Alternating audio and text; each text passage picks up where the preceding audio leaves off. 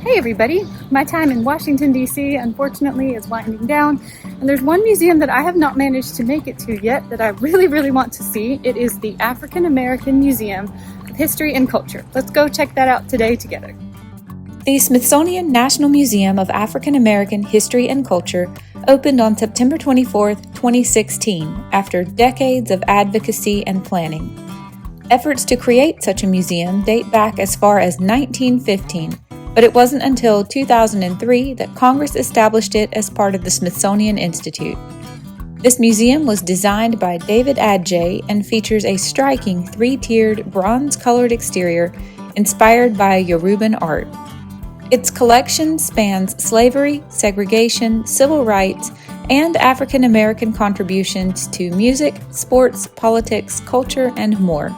The museum is free to enter, but you will need a timed entry pass that is free to obtain online, either from their website or by scanning a QR code just outside the museum.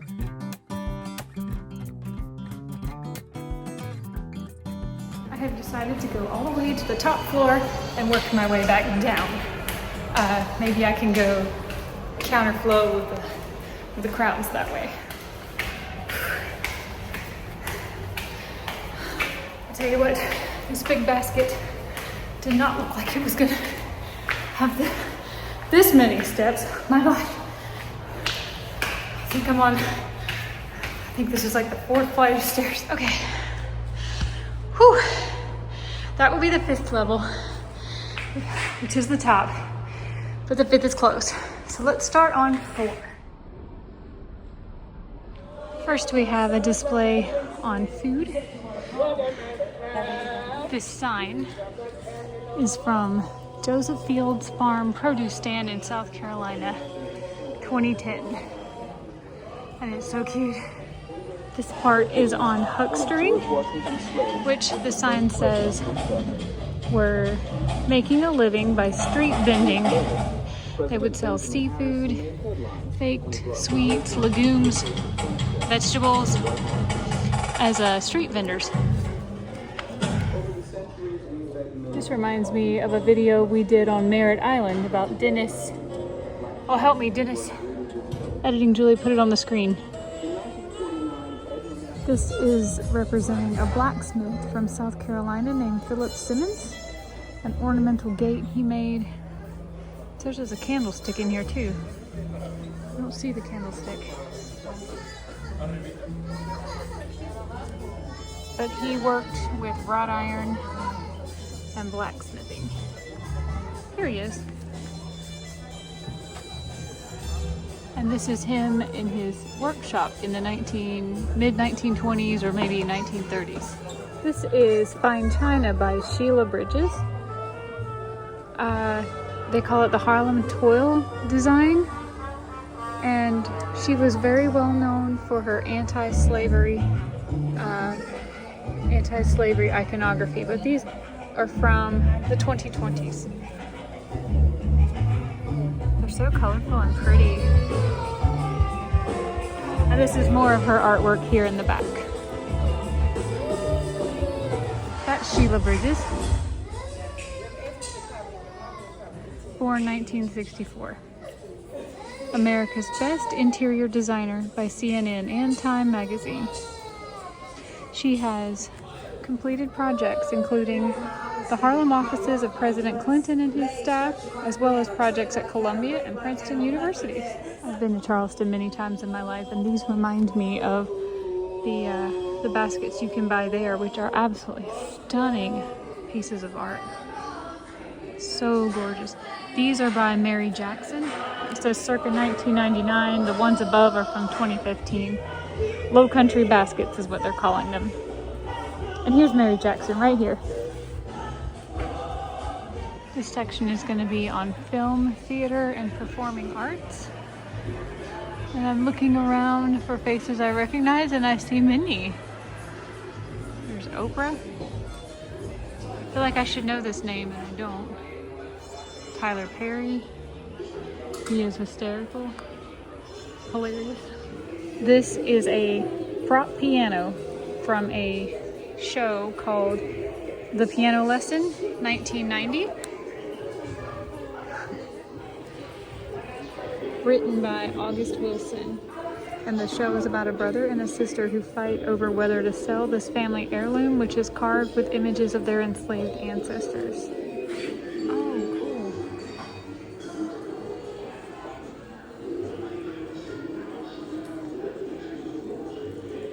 This one earned August Wilson a Pulitzer Prize. And here we have a prop payphone, a playbill, another playbill from his shows, and his Tony for Fences. I did not know about this. There was an all-black adaptation of The Wizard of Oz, which became one of the longest running shows on Broadway. And this is an outfit for Ada Pearl from that show. That's a beautiful outfit. I'd love to see a picture of her wearing it. That might be the costume right there. Not 100% sure, but we do have the Tin Man's costume right here from that show. Oh, look, there's a Miller High Life sticker. I never heard of this adaptation. That is really interesting. I've heard of this ballet, Giselle. I know it's about a woman who dies and her lover, she dances with him after her death, but this is an adaptation, Creole Giselle from 1984. This is Giselle's outfit and her lover, Albert. Albert is a free black man and he falls in love with a white woman from a wealthy family. She dies and he visits her grave, and her ghost saves him from being carried off by vengeful spirits. I have seen clips of the show on YouTube, but I didn't know about this adaptation, and that is cool. That is such a pretty dress. And then over here we have point shoes and tights from the show. This is one of the great romantic taking the same music, same choreography, but putting it a little. This is talking about black people in early movies, especially once it was in color and there was audio. It says here from the 1930s through the 50s, black actors appeared most often in Hollywood films as maids, butlers, chauffeurs, or slaves. Some rose to fame playing servant roles, notably Hattie McDaniel, who said she would rather make $700 a week playing a maid than be one for $7. That's funny. Within the black community, actors and activists debated the merits of accepting these roles. Some argued, especially during the Depression, that any job for a black actor was better than none. Others rejected these stereotyped roles and worked instead to change racial discrimination in Hollywood.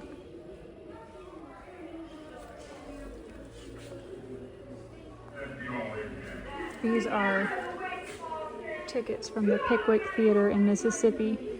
And it says that management reserves the right to designate where the holder of this ticket shall be seated. To build a career in Hollywood, African Americans had to work in an industry that has traditionally privileged white actors, directors, and audiences. Generations of black artists and activists have struggled to break down these racial barriers, combat stereotypes, and expand opportunities both on the screen and behind the scenes. In seeking to change their own roles in Hollywood, African Americans have challenged mainstream films to reflect and speak to a more diverse spectrum of Americans. Sidney Poitier. This shirt is Sidney Poitier's from Buck and the Preacher, 1972. Here's a saddle that Ernie Robinson wore, co-founder of the Black Stuntman's Association. Here's a stuntman belt buckle. This makeup case belonged to Bernadine Anderson, and it was the first black makeup artist to gain membership into the Hollywood Labor Union. This is Whoopi Goldberg's dress from The Color Purple, 1985.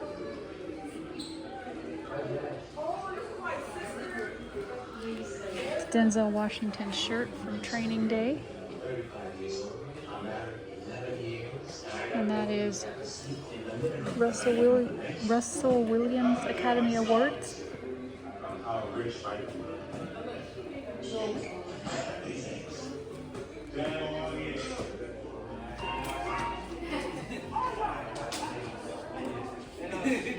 This is an I Spy comic book, and it is a Cold War adventure, I Spy, from 1965 to 1968, where Bill Cosby was the first African-American actor to play a leading role in a dramatic TV series.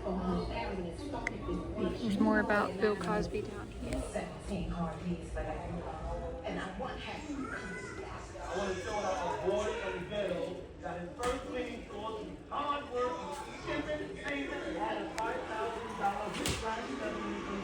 This is Janet Jackson's dress from Good Times in 1977. This is the radio script from The Beulah Show in 1947. It's from the first season with Hattie McDaniel, who was the first black actress to star in a radio show. She also played Beulah on the TV series along with Ethel Waters and Louise Beavers. This is Chuck Berry's Cadillac, the Eldorado. Whether writing songs about hot rods or proudly driving himself from gig to gig in one of his many pristine cars, Chuck Berry took control of his music and career with the aid of a Cadillac. And this is it.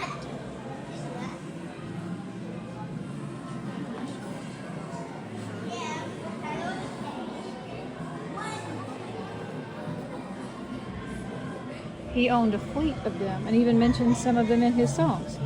Huh.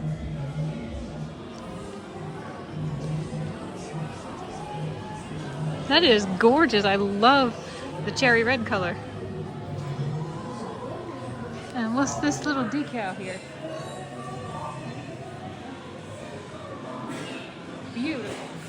This is a banjo that belonged to Charles P. Stinson, 1854 to 1911, an internationally renowned banjo player and teacher. This guitar belonged to Leadbelly. Huddie Ledbetter, better known as Leadbelly, was a legendary folk and blues musician. After 2 stints in prison, he became a popular songster, known for his dexterous technique on the 12-string. 12-string? Oh my gosh, it is. On the 12-string guitar, and his ability to communicate themes of pain, anger, and joy in his songs. And up there is a reproduction of a prison archives, prison pardon from on loan from the archives. Here we have Pinetop Perkins and his top hat, but also B.B. King's track list. He wrote this track list near the end of his recording career. Hand wrote it. That is so cool. This is a denim outfit tailored for Charlie Pride by Ortiz's Art Clothing, based in Galveston, Texas. And Charlie Pride's Entertainer of the Year Award in 1971.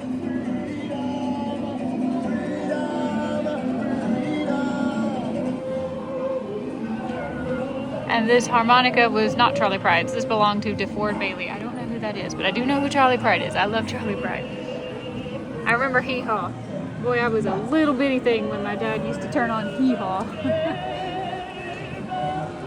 Here we have the tenor saxophone version of My Girl by The Temptations,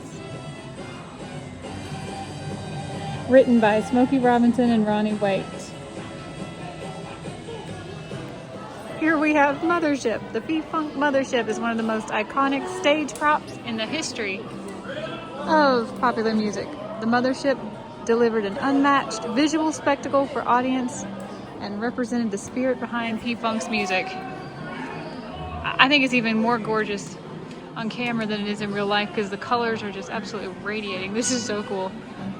Alright, I need to turn this video off because I want to get a spectacular photo of this. This is a outfit worn by George Clinton in concert with Parliament Funkadelic. This outfit was worn by Chuck Brown when he performed at the DC vote rally on the west lawn of the U.S. Capitol. Alton Adams, the first black bandmaster in the U.S. Navy. And this is his flute, and I wanted to show you because I'm an amateur flute player, and I just wanted to see what kind of a flute he plays. I'm surprised it's a C-foot flute, but it is. It's a C-foot flute. It's closed key. Can you read what the brand is? Because I cannot. Oh, it's got his name on it, Alton Adams. Okay, but who made it though? Bandmaster. I'm gonna have to look that one up. I don't recognize who made this flute. But here's the information on Alton Adams.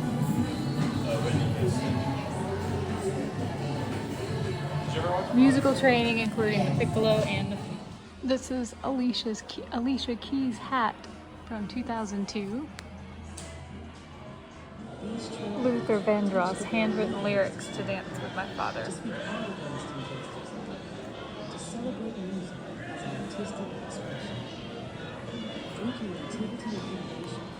Louis Armstrong's trumpet by Selmer, made in 1946 and belonged to Louis Armstrong. Dizzy Gillespie's Pudgy trumpet with its iconic upturned horn. Okay, I have found another flute, and I definitely don't recognize, this one is a B-foot and a closed key, but I definitely don't recognize that. I cannot read it. I hope somebody else can read it. I cannot read who made this flute. But this one belonged to Blind Tom. Blind Tom earned money for his guardians, the Bethune family, but very little for himself. His clothes and this flute were said to be his only possessions. I don't know if this is Blind Tom.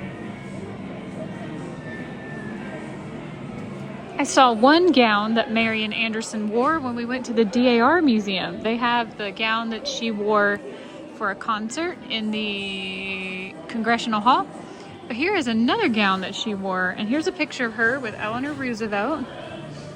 And Eleanor Roosevelt is presenting her with the NAACP prestigious Spingarn Medal. Eleanor Roosevelt gave up her DAR membership when the DAR refused to allow Marian Anderson to perform in Congressional Hall. I want to say this was like 1939, but 4 years later, they revoked their policy about only allowing white performers, and she did perform there as part of her final tour. So what's in this book? Ooh, let's read this. What does this say?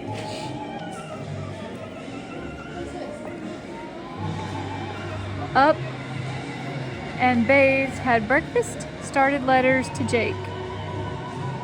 I can't read that. That's very nice handwriting. Monday. Up early, had breakfast and left. 10:22 for...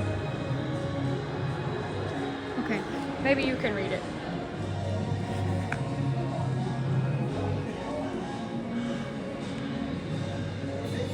All right, here she is singing at the Lincoln Memorial after the DAR would not let her perform at the DAR. But it says down here, she was a meticulous record keeper and kept a diary of everyday events. So that's what we were looking at. Very cool bottle tree.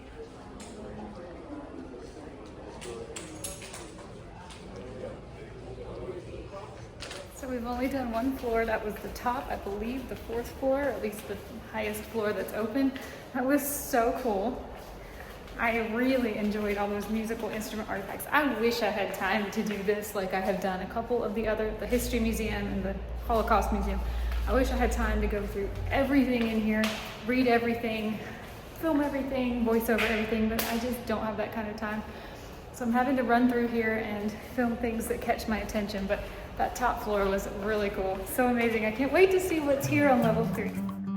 This is an international dial time record from 1912. The National Baptist Publishing Board used this time clock to track workers' hours at its busy plant in Nashville. Founder R.H. Boyd aimed to provide Black Baptist churches with an alternative source for religious publication from those supplied by white Baptist organizations.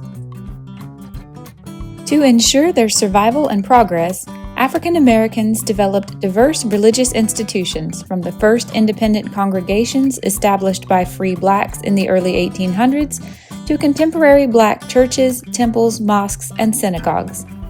These institutions served as centers of moral and political leadership and provided services and support to urban and rural communities. Spiritual beliefs and faith practices offered hope and comfort, the will to resist oppression, and the values of self-determination and pride. This church pew was part of the original furnishings of 12th Baptist Church in Boston, founded in 1840. Led by the Reverend Leonard Grimes, an anti-slavery activist, the church reportedly became known as the Fugitive Slave Church. Black Bostonians, both free and formerly enslaved, sat and prayed in this pew. This is the 9th Colored Volunteers Regimental Flags. As in all of America's conflicts, African Americans rushed to serve during the Spanish-American War. The 9th Regiment was formed in New Orleans in June of 1898 out of the stereotypical belief that Black people were immune to the tropical diseases that were prevalent during the war. Yet 73 people from this regiment were lost to malaria and other diseases. So this exhibit is on African American contributions to many different battles and wars, which is super interesting. I'm going to start here at the Revolutionary War. Let's see. This is a painting of an African American soldier in the Continental Army. The anchor on his hat identifies him as a Rhode Island regiment. Soldier. There's a powder horn that belonged to an African American soldier. This is a supply ledger, and it lists supply costs for both black and white soldiers from Glastonbury doing duty in the Continental Line. And this is James Armistead Lafayette, a spy for French General Marquis de Lafayette. I know you can't see him very well, it's really hard with this museum glass, but he represents contributions by African Americans beyond just fighting on the battlefield. This is a letter Abigail Adams wrote to her husband John Adams, deploring the daily robbing and plundering of the rights of African Americans. This is a painting from 1782 of an African American soldier in the 6th Connecticut Regiment, and they served at Yorktown. Here we're talking about the Seminole Wars, which is one of the first types of history videos I was doing on this channel, but the Seminoles were actually made up largely of escaped African Americans who had fled to Florida, intermarried, and merged their cultures with the Seminole Indians. This is John Horse. After a treaty following the Third Seminole War, Horse and others were forced to Texas, where many of their descendants became Seminole Negro Indian Scouts. I did a video back in July on the Wars of Expansion, and that's when I learned about the Buffalo Soldiers, who were mostly black Americans who wore coats out of buffalo hide. African Americans served in segregated units led by white officers. They were deployed to the far reaches of the western frontier, where the sight of armed black men would not offend civilians. These are Seminole Scouts.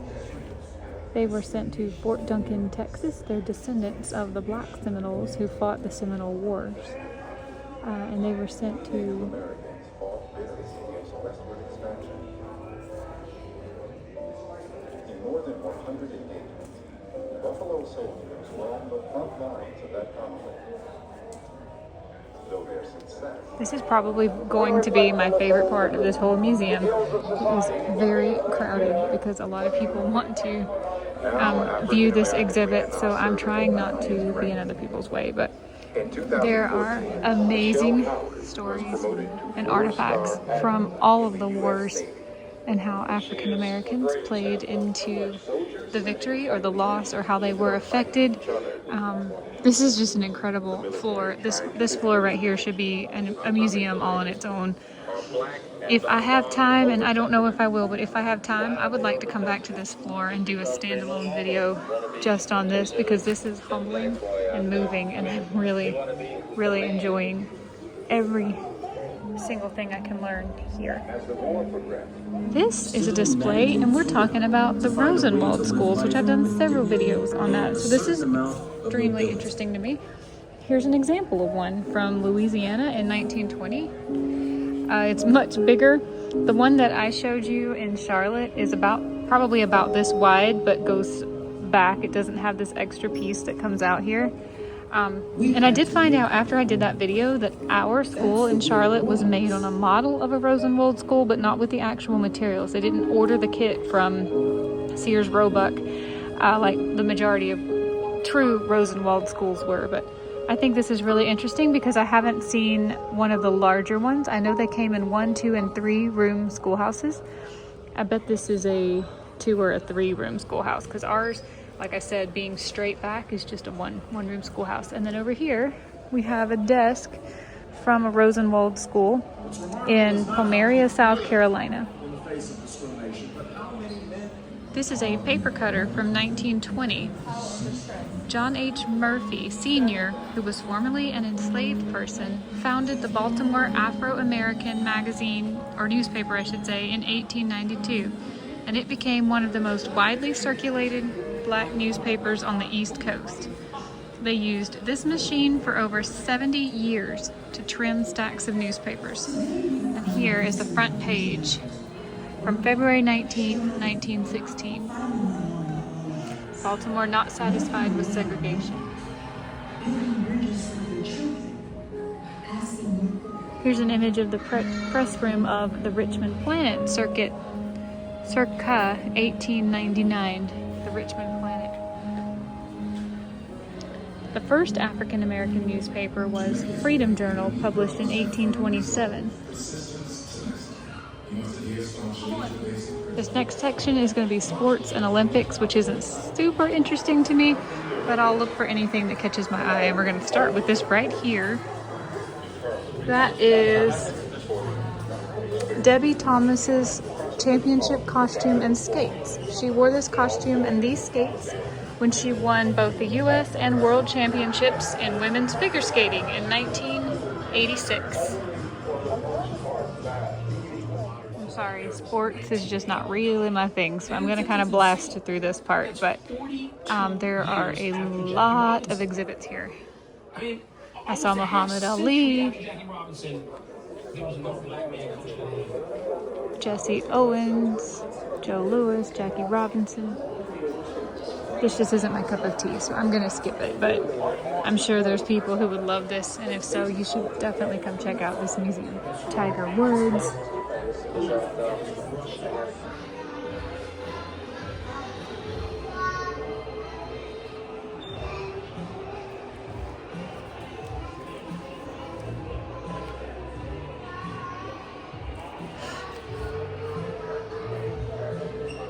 Next is a display on different industries that many found work in and excelled in.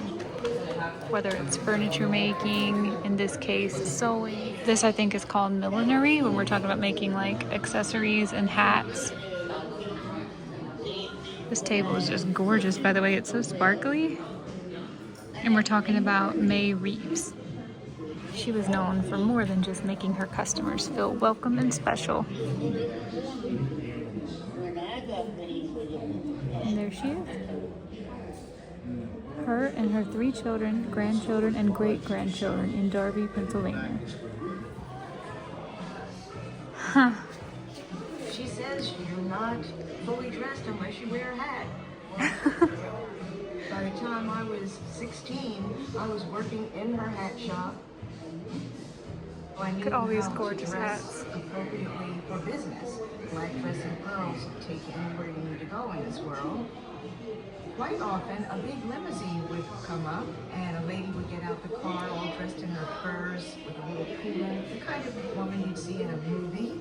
The doorbell might ring again. It might be a cleaning lady who was coming from cleaning a home from downtown.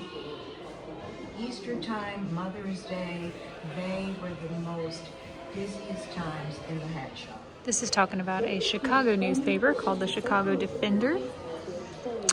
It was founded by Robert S. Adder in 1905, and he produced the paper in his kitchen at first. And this is a linotype machine. Oh my gosh. It's huge. And a linotype machine helped the Defender set type rapidly to produce more papers and faster. Here's some examples of things that they printed. Family driven from the South by a mob. The Awakening. Some don'ts. A fierce agitation is being waged by certain classes of citizens against immigrants of Southern people to northern cities. It is charged that they are undesirable and are supplanting white laborers in various branches of work. Wow. This is Gwendolyn Brooks working at the Defender. And these are two men next to a sign announcing a rally against lynching.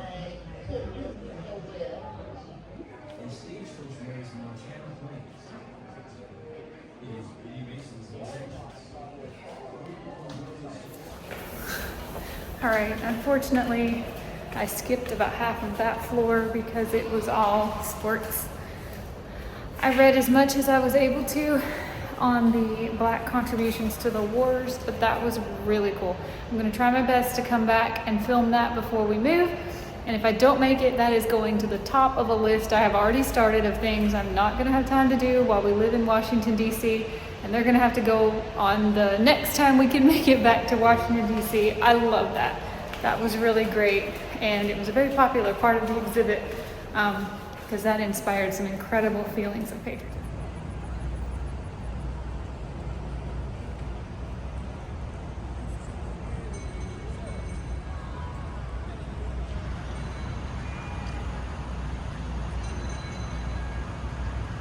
Okay, I'm going to give my thoughts off the cuff of the African American History and Culture Museum. That was a really, really fun experience. I did get a postcard. I'm holding it upside down, aren't I? This is, what was this thing called? The mothership again. This was my favorite part of the museum, minus the war history part. And I, like I've said a bunch of times, I so hope that I can go back and make a video out of the war history. If not, because we are leaving in just a few days, if not, then I will make a point to put that on the top of my list for whenever I am back in Washington, D.C.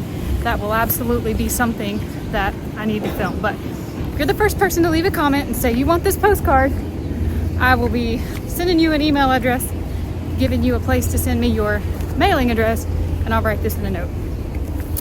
There was no second floor, so when I finished that third floor, I guess I was done, because it looks like the ground floor, which is where the museum gift shop, the entrance and whatnot was, it looked like that was one, if not two theaters, but they were both closed. I could not go into either one of them. The doors, one of them had a curtain and it was pulled all the way around, so you couldn't go through the door, and the other one I couldn't even find the door. So I guess the museum is technically on the third and the fourth floors. There are elevators, you do not have to take the stairs. That was just me being a little bit extra. My one complaint with the museum was it is very hard to find your way around. They do have a map down in the front, but it really doesn't give you specifics on what is in each part of the exhibit. It just tells you kind of like what the name of the exhibit is. And so I kept finding myself turned around, lost. There's all these corridors, but there are very few ways out. So it's very easy to miss an entire section of an exhibit or find yourself going in circles, not be able to find your way out when you're done and you think you have seen it all, having to either backtrack or there are plenty of people stationed in there if you want to ask, like, how do I get out of here? Did I miss anything? But it's like a maze, both the third and the fourth floor, especially the third floor. They're like a maze. The exhibits just keep taking you down these little winding. You can't just start and like start at one side and work your way all the way through. There's all these little corridors and side halls, and the way the exhibits are set up, it is so easy to get lost. And I'm wondering if I might have missed a lot of things, because I felt like I had been everywhere, and I thought I had sort of seen at least like the sports section. At least I did a walkthrough and saw what was there, but I didn't look at each thing individually. But when I was done, I felt like, where were some of the stories? I thought I was going to hear about Rosa Parks. I thought I was going to hear about, put her name on the screen, Julie, I forgot her name. And I never saw anything related to either one of them. Perhaps that was what was happening in the theater that was closed, and I couldn't get in the theater. I'm not sure. Okay, I'll be the first to admit I get turned around and lost a lot, so this could be a lot on me. There were a lot of times in the museum where I felt like I was missing things because I was confused where to go next. All the other Smithsonian's I've been to so far were really laid out in a way you could just take a right or a left and just follow this linear path and get all the way through and have the ability to know that you saw everything they kind of guided you through. And this one felt more like corridors, hallways, mazes, cubby holes that had other ways to get into and out of them, so you don't know what's on the other side or how to get to it. So I very well could have missed quite a lot, because I was there for probably about an hour and 45 minutes, and I just don't feel like I saw as much as that museum has to offer. But I found myself backtracking quite a bit. However, what I saw was so interesting, so cool, so fun. My favorite part, as I keep saying, was the war history. Really enjoyed that part, what I could see and learn. And the music part was also really cool. So again, if you want the postcard, let me know. I had a great time. I had a lot more fun than I was expecting to have, and I would highly recommend any of these museums I have. But let me catch my breath here in the shade. All I'm trying to say is that museum was a whole lot of fun, even more fun than I was expecting. I love the history part. I love the part about the wars. I really, really liked all the musicians, the costumes, the musical instruments, the history of music. Don't underestimate that museum. It's a good time. It's free. You do have to have a time ticket, but it was a lot of fun, and I really enjoyed it.